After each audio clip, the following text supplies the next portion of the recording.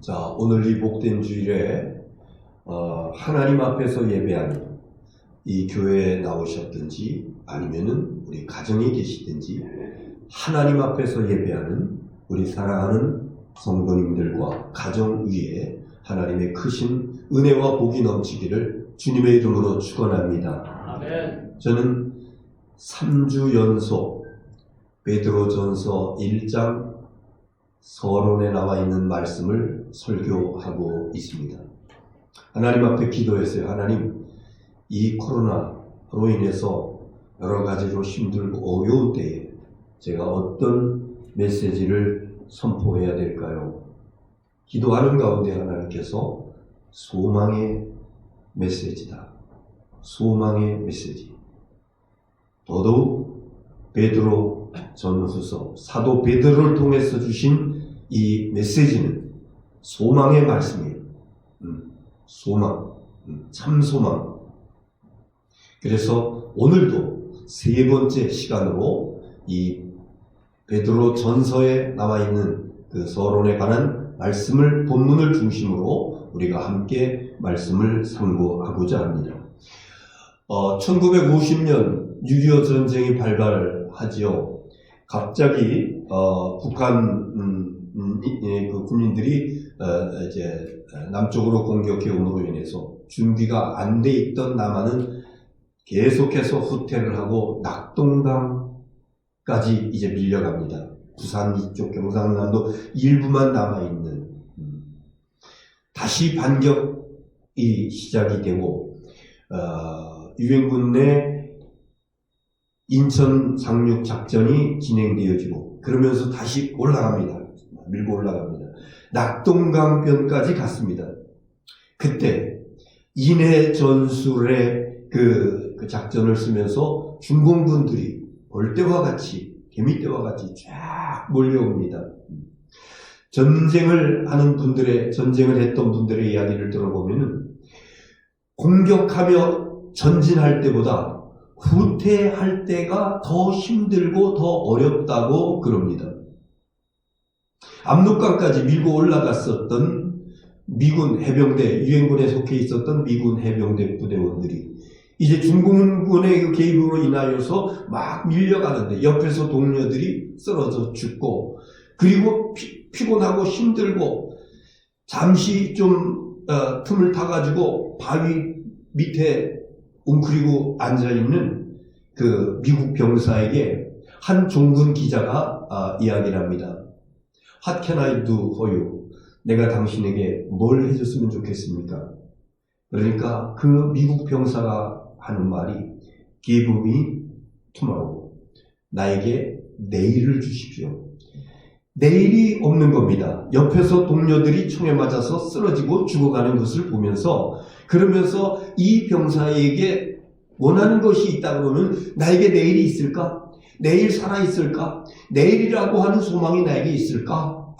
이런 이야기, 아주 유명한 일화를 남긴 이야기입니다.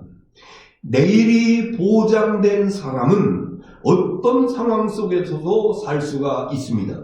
미래가 보장된 사람은 어떤 열악한 환경 가운데서도 낙심하지 않습니다. 산 소망이 있는 사람은 어떤 위기가 닥쳐온다 할지라도 극복하며 나아갈 수가 있는 것입니다. 지난 주일에 산 소망에 대한 그런 말씀을 드렸어요. 우리 하나님께서 우리에게 주신 소망은 죽은 소망이 아니라 living hope, 살아있는 소망. 이 소망을 가진 사람들은 아무리 힘들고 어려운 환경 가운데 있다 할지라도 절대로 낙심하지 아니하고 절망하지 아니하고 극복하며 나아갈 수 있는 것이니 이 은혜와 복이 우리 모두에게 있어지기를 주의 이름으로 축원합니다. 베드로전서 사도 베드로가 거기 1장 1절서부터 나와 있는 내용입니다만은 사도 베드로가 소아시아 지역에서 흩어져서 살고 있는 그리스도인들에게 닥치는 그 환난과 핍박을 견디게 하기 위해서 그러면서 쓴 내용이 이 베드로 전서의 말씀입니다. 로마의 네로 황제가 그리스도인들을 박해를 합니다. 죽입니다. 가둡니다. 짐승의 밥으로 삼습니다. 그래서 동쪽으로 대륙으로 나온 것이 이제 그 터키를 중심으로 한 소아시아 지역에 거기서 흩어져서 나그네처럼 살아가고 있는, 유리하고 있는 이런 그리스도인들에게 세상적으로 볼 적에 아무런 소망도 없고 세상적으로 볼 적에 어떤 유혹도 없는 그 사람들에게 베드로가 얘기합니다. 하나님께서 베드로를 통해서 그들에게 말씀하십니다. 산 소망을 붙드십시오. 하늘의 유업이 당신들에게 있습니다. 우리는 어떤 상황이 있다 할지라도 그렇기 때문에 하나님을 찬송하며 살아가야 됩니다. 여러분, 우리가 3번이나 본문을 지금 읽었기 때문에 어느 정도 감을 잡으시고, 본문에 나와 있는 그런 내용입니다. 사도 베드로는 어떻게 이런 말을 할 수가 있었을까? 우리가 아는 대로 베드로, 그는 예수님 만나기 전에 그의 직업이 뭐였습니까? 뭐 하는 사람이었습니까? 고기를 잡는, 갈릴리에서 고기를 잡는 어부였어요. 어느 날 예수님께서 그물을 지나가시다가 나를 따르라. 그러니까 배와 그물을 놔두고 그리고 예수님을 따랐다고. 그러면서 3년 동안 따라다니면서 예수님께 말씀을 듣고 함께 먹고 자고 배우고 그러면서 열심히 주님을 따라다니다 보니까는 제 12명의 제자들 가운데서 책임자가 돼요. 수제자가 됩니다. 그런데 그럼에도 불구하고 이 베드로에게는 세속적 욕망이 있었어요. 세속적 욕망이 있었어요. 예수님을 보니까 능력을 나타내요. 병든 자를 고치고 귀신을 쫓아내고 오병이어의 기적이 나타나고 혼인잔치에서 물로 포도주를 만들고 보통 사람이 할 수 없는 그런 능력을 예수님이 행하시고 그 예수님께서 하시는 말씀이 얼마나 권세가 있고 그리고 서기관과 바리새인들과 토론할 적에 얼마나 하늘의 능력과 하늘의 지혜가 넘치는지 이분이야말로 지금 로마의 압제 밑에 있는 우리 유대인들을 유대 나라를 구원할 그런 지도자 그분이 바로 우리 선생님이시다. 이렇게 확신을 가지고 있었던 것입니다. 마태복음 16장에 보면 이 베드로가 예수님 앞에서 고백을 하죠. 주는 그리스도시요 살아계신 하나님의 아들이십니다. 그러니까 예수님께서 그 베드로에게 너는 반석이라 너는 베드로라 천국 열쇠를 내게 주노라 이렇게 말씀하십니다. 그리고 이어지는 그 단락이 좀 나눠졌습니다만 예수님께서 나는 예루살렘으로 올라갈 거야. 그리고 그곳에서 고난을 당하고 그리고 십자가를 지고 죽게 될 거야. 이런 말씀을 하세요. 그때 베드로가 얘기합니다. 주님, 그러실 수 없습니다. 그러시면 안 됩니다. 아마 이 얘기는 뭐냐 하면 유대인의 왕이 될 분이신데 이 도탄에 빠진 이 백성들을 구원할 지도자이신데 십자가를 지시다니요. 십자가에서 돌아가시다니요. 말도 안 됩니다. 그러시면 안 됩니다. 이러면서 예수님을 만류하는 거예요. 그때 예수님께서 말씀하시죠.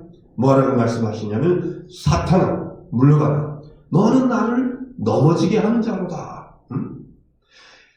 금방 방금 전까지 신앙 고백했던 그 베드로가 이번에는 그의 마음속에 예수님께서 사탄이라고 이렇게 말씀하시면서 주님의 일을, 주님의 그 구원 사역을 방해하려고 하는 이런 것을 가리켜서 사탄이라. 내 뒤로 물러가라. 너는 나를 넘어지게 하는 자다. 베드로는요, 지금까지도 예수님을 생각할 적에 세상 지혜를 지고 가는 그리고 모든 죄를 구속하실 메시아로 구세주로 고백하는 것이 아니라 고백했다라기보다는 이 정치적인 구원자, 정치적인 지도자, 능력 많으신 분으로 생각하고 그것을 바라고 있었던 것이죠. 세상적 욕망을 버리지 못했다. 세속적 욕망을 버리지 못했다. 이런 얘기입니다. 오늘도 우리 그리스도인들이 신앙생활을 오래 했지만은 아직도 세속의 욕망이 나에게 있어서 이것이 갈등이고 이것이 고민이고 때로는 이것은 나를 넘어지게 하고 내 발목 잡기도 하고 세속적인 문제들이 끈질기게 우리를 잡고 늘어지고 있습니다. 자, 베드로가 언제부터 변하게 되었는고 하니 예수님 돌아가시고 난 다음에 사흘 만에 부활하시고 그리고 부활하신 예수님을 만난 다음에 베드로가 바뀌어버려요. 그전에는 이 세상의 삶이 다인 것으로 생각했어요. 이 세상에서 여기 평화를 유지하고 이 백성들의 그 로마의 압제 밑에서 해방시키고 그러면서 이 땅이 행복하게 살아가는 나라를 만드는 어떤 이런 것들, 이것을 우리 개인의 삶으로 옮긴다면은 이 세상에 살면서 좀 더 남부럽지 않게 좀 부도 누리고 건강하게 명예도 좀 얻고 자식들도 좀 번듯한 그런 모습으로 있고 이런 것들을 바라보며 의지하며 그게 잘못됐다고 하는 것은 아닙니다만 그러나 거기에 머물러 있다 그러면은 우리는 예수님 부활하신 후에 예수님을 만나지 못했던 베드로와 같은 자들이에요. 어쩌면은 너는 나를 넘어지게 하는 자라고 이렇게 하시는 예수님의 말씀을 우리도 들을 수가 있다고 하는 것입니다. 예수님 부활하시고 난 다음에 베드로를 만나주시고 부활의 주님을 만난 다음에 베드로의 눈이 열립니다. 하늘문이 열려집니다. 그래서 보이지 않던 그 세계를 보게 됩니다. 아, 이 땅의 것이 다는 아니구나. 이 세상에 있는 것들, 이 세상에 존재하는 것들, 이 세상에서 내가 얻을 수 있는 것, 이게 다가 아니로구나. 그 이후에 영원한 세계가 있으니 하나님 나라가 있으니 전에는 그걸 못 봤어요. 그런데 부활의 주님을 만나고 난 다음에 눈이 열리면서 그 하늘문을 바라보게 되고 하나님 나라를 바라보게 된 줄을 믿으시기를 바랍니다. 그러면서 이 베드로는 한평생 자기의 어떤 그 핵심적인 가치관, 처럼 생각하고 있는 것이 있으니 베드로 전후서의 핵심 단어 다 같이 산소망. 베드로 신학의 핵심 신학 산소망. 베드로를 얘기하면은 산소망을 항상 이야기할 수 있습니다. 여기 3장 후반부에 나와 있습니다. 3절 후반부에 나와 있습니다만은 산소망. 죽은 소망이 아니라 썩어질 소망이 아니라 부패할 소망이 아니라 이 땅의 소망이 아니라 영원한 하나님의 나라에 살아있는 리빙 호프, 살아있는 소망. 이것을 베드로는 지금 소아시아 지역으로 도망와가지고 거기서 생명을 부지하기 위해서 지하 땅속으로 들어가서 거기서 하나님을 예배하고 찬송하는 이 백성들에게 주었던 메시지, 산 소망을 가지고 사십시오. 과거에는 세상적인 희망이나 세상적 소원을 가지고 있던 사람들이었는데 이제는 산소망. 언제부터 이 산소망을 가졌다고? 예수님을 언제 만났을 적에? 부활하시고 난 다음에 그 부활의 예수님을 만났을 적에 전에는 이 세상이 단 줄 알았어요. 전에는 그냥 이 세상에서 살다가 죽으면 끝나는 줄 알았어요. 그런데 부활하신 예수님을 만나 뵙고 그분의 그 부활하신 후에 주님을 만나서 말씀을 듣고 아, 이거 아니로구나. 영원한 세계에 대한 문이 확 열려지면서 베드로는 아, 이것이 소망이로구나. 그리고 결국은 산 소망을 붙들고 그것을 선포하며 살았던 베드로는요 1년 후에 로마로 갑니다. 핍박의 진원지 네로 황제가 그리스도인들을 잡아 죽이는 로마로 가요. 거기서 순교합니다. 어떻게 죽는다고? 베드로 어떻게 순교했다고? 예수님께서 십자가에 달려 돌아가셨는데 나 같은 게 어떻게 그냥 달릴 수 있어? 그래서 어떻게? 십자가에 거꾸로 가시오. 나를 십자가에 거꾸로 매시오. 그래서 십자가에 거꾸로 달려서 순교한 것입니다. 이 사도 베드로를 통해서 하나님께서 오늘 우리에게 주시는 말씀입니다. 자, 본문 4절을 한번 보겠습니다. 본문 4절 시작. 썩지 않고 더럽지 않고 쇠하지 아니하는 유업을 잊게 하시나니 곧 너희를 위하여 하늘에 간직하신 것이라. 아멘. 썩지 않고 더럽지 않고 쇠하지 아니하는 유업. 여러분, 유업이 뭐예요? 지난 개역 성경에는 기업이라고 했는데 지금은 유업이라고 바뀌었는데, 이 유업은요, 우리가 자주 사용하는 그런 말로 유산과 같은 거예요. 유산. 부모로부터 물려받는 거. 이게 유산과 같은 거. 이게 유업입니다. 그런데 그냥 유업이 아니라 유업을 잊게 하시니 곧 너희를 위하여 하늘에 간직하신 것이라. 하늘의 유업. 이 하늘의 유업은 썩지 않고 더럽지 않고 쇠하지 않는 것이다. 이랬습니다. 이 유업이라고 하는 헬라어 단어를 신약 성경에서는 몇 가지 의미로 사용하고 있습니다. 첫째는 이 유업이 뭐냐? 하늘의 유업이 뭐냐? 첫째는 하나님 나라라고 이렇게 표현한 것도 있고, 또 천국이라고 표현한 것도 있고, 영생이라고 표현하고, 구원이라고 표현하고, 약속이라고 표현하고, 축복이라고 표현하고, 유업이라고 하는 것이 이렇게 여러 가지 5가지 의미로 사용되는 것을 보게 됩니다.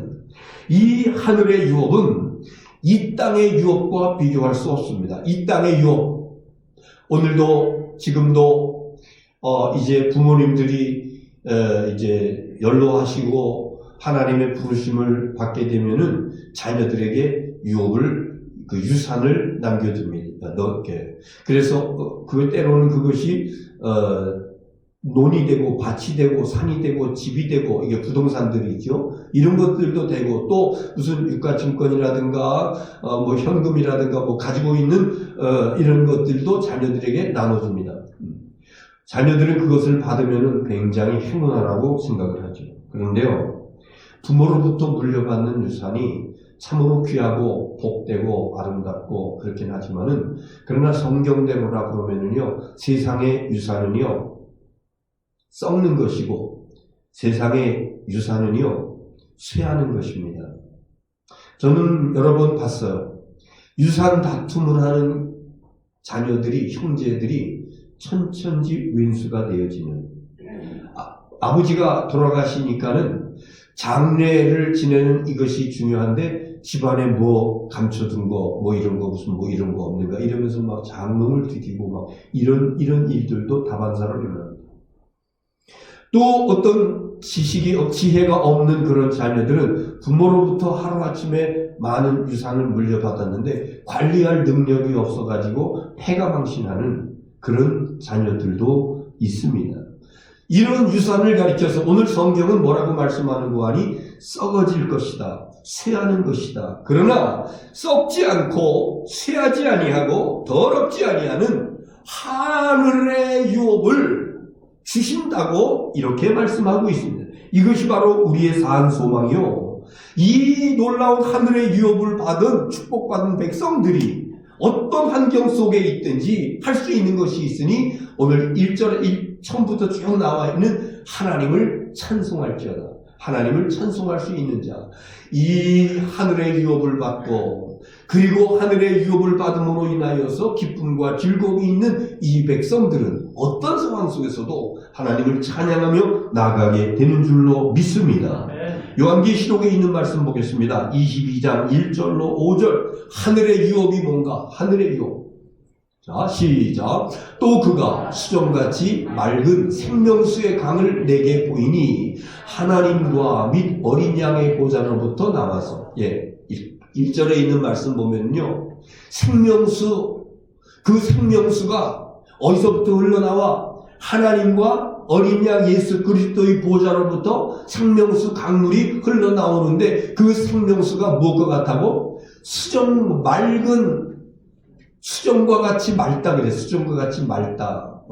이런 생명수 강이 흘러넘치는 곳, 이것이 바로 하늘의 유업, 하나님 나라, 천국이다. 이렇게 말씀하세요. 2절 보겠습니다. 시작. 길 가운데로 흐르더라. 강 좌우에 생명나무가 있어 12가지 열매를 맺되 달마다 그 열매를 맺고 그 나무 잎사귀들은 만국을 치료하기 위하여 있더라. 아멘. 그 아버지 하나님과 어린 양 예수 그리스도의 보좌로부터 흘러나온 그 생명수 강물이 흘러서 쭉 흘러가는데 그 양쪽에 길 가운데로 흘러가고 그 양쪽에는 나무가 쫙 있는데 그 나무가 열매를 맺는다. 생명나무가 있어. 12가지 열매를 맺는다고. 그런데 그 열매가 1년에 한 번 맺히는 것이 아니라 언제 한 번씩? 매달, 달마다 그 열매를 맺어요. 그러니까 그 하나님 나라에 있는 생명의 열매는요, 지는 때가 없는 거예요. 계속해서 생명수 강이 흘러 넘치고, 그리고 그 길 옆에 이제 그 생명나무가 있는데, 매 달마다 열매를 맺어 12가지 열매를 맺고, 그리고 그 잎사귀는 만국을 치료하더라. 우리 인간들은 이 만국을, 온 땅을 부패하게 만들고, 온 땅을 갖다가 썩게 만들고, 오염시키고, 그러나 하나님 나라의 그 생명나무의 그 이파리는 소성하게 만들어, 치료하게 만들어, 회복하게 만들어. 그래서 아픔과 걱정과 근심과 더러움과 부패가 없는 그 놀라운 하나님의 나라, 생명의 땅, 천국인 줄 믿으시기 바랍니다. 3절 보겠어요. 3절 시작. 다시 저주가 없으며 하나님과 그 어린 양의 보좌가 그 가운데 있으리니 그의 종들이 그를 섬기며. 이 땅에서는요 저주가 있습니다. 그 저주로 인해서 여러 가지 우리에게 곤란한 일들이 닥칩니다. 힘들고 어려운 일들이 닥칩니다. 그러나 하나님 나라에는 저주가 없습니다. 하나님과 어린 양의 보좌가 그 가운데 있으니 그의 종들이 그를 섬기며. 하나님 예수 그리스도를 섬기며 절하면서, 그 다음 절 보세요. 4절 시작. 그의 얼굴을 볼 터이요 그의 이름도 그의 이마에 있으리라. 우리 하나님을 섬기며 찬송하며 경배하는 이 백성들이 주님의 얼굴을 볼 것이요. 이 땅에서는요 주님의 얼굴을 직접 볼 수가 없습니다. 제가 경험한 것처럼 환상 가운데 보는 어떤 그런 것이 아니에요. 직접 주님을 뵙는다고. 그리고 이 백성들의 이마에 그의 이름이, 그리스도의 이름이 쓰여져 있다. 구원받은 하나님의 백성들에게 인침받은 놀라운 증거가 있다. 그 다음 절 보겠습니다. 시작.